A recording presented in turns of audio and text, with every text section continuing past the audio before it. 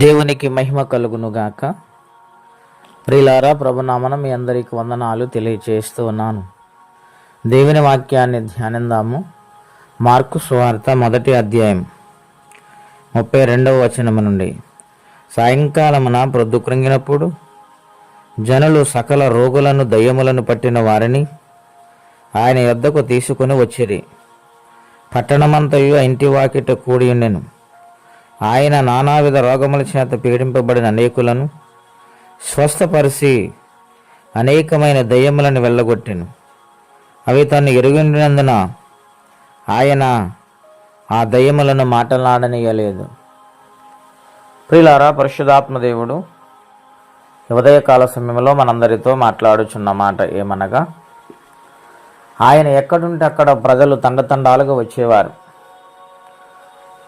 ఆయన మాట వినాలని, ఆయన చేత బాగుపడాలని, ఆయన వాక్కు వింటే చాలు దీవించబడతామని రకరకాల మనుష్యులు ఆయన వెంబడిస్తూ ఉండేవారు.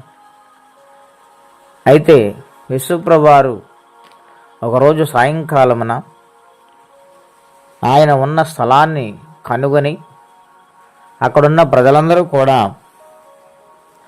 సకల రోగములతో ఉన్న వారిని, బలహీనులైన వారిని, రోగముల చేత పీడింపబడే వారిని, దయ్యముల చేత పీడింపబడే వారిని ఆయన ఉన్న చోటుని కనుగొని బలహీనులను తీసుకుని వచ్చి ఆయన యొద్ద పడవేసిరి. ఆయన మాట ద్వారా రోగముల నుండి విడుదల పొందేవారు. దయ్యములు పారిపోతూ ఉండేవి. స్వస్థత శీఘ్రముగా వస్తూ ఉండేది. దయ్యాలనేవి ఆయన నజరేయుడైన యేసు గనుక, ఆయన సర్వోన్నతుని కుమారుడు గనుక ఆయన మాట వినండి అని కేకలు వేస్తుంటే వాటిని మాటలాడనివ్వకుండా ఆయన గద్దించేవాడు. అంతటి శక్తి మన దేవునికి ఉన్నది. ప్రియులారా, ఇంతటి శక్తిని లోకములో ఎలాగో ఆయన పొంది ఉన్నారని ఆలోచన చేస్తే ఆయన పెందల కాడ లేచి ఇంకా చాలా చీకటి ఉండగా బయలుదేరి అరణ్య ప్రదేశం మంది వెళ్ళి అక్కడ ప్రార్థన చేసేవారు. ఆయన శరీరమంతా ప్రార్థనతో నిండిపోయింది. ఆయన హృదయమంతా అగ్నితో నిండిపోయింది. ప్రియులారా, గనుక ఆయన చూసేవారు ఆయనతో మాట్లాడాలంటే, ఆయన సన్నిధిలో నిలబడాలంటే ఎంతో భయం వేసేది. ప్రియులారా, ఎంతో గౌరవం ఉండేది.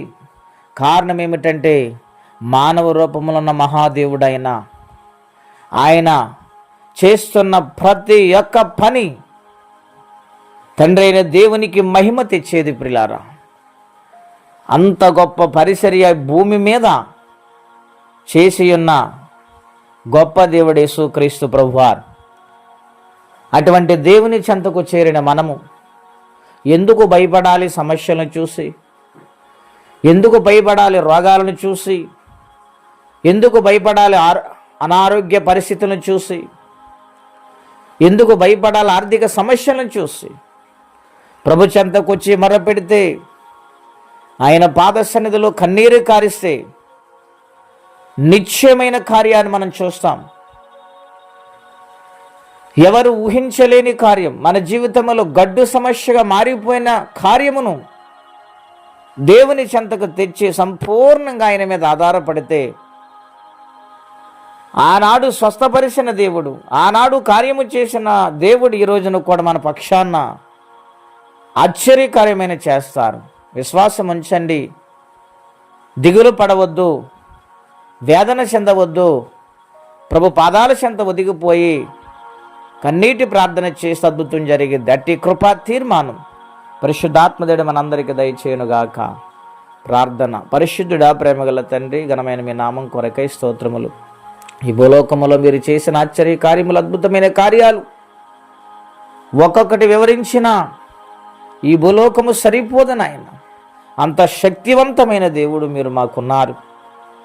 మాకున్న ప్రతి ఒక్క సమస్య మీ పాదశను తీసుకుని వస్తున్నాం. నాయన ఆశ్చర్య రీతిగా విడుదలిచ్చి మీరు మహిమ పొందండి.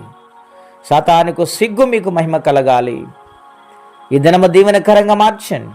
ఎవరే కష్టములు, బాధలు, ఇబ్బందులు ఉన్నారో వారికి సహాయము చేసి మహిమ పొందమని యేసుక్రీస్తు వారి పుణ్యనామమున ప్రార్థించి వేడుచున్నాము తండ్రి.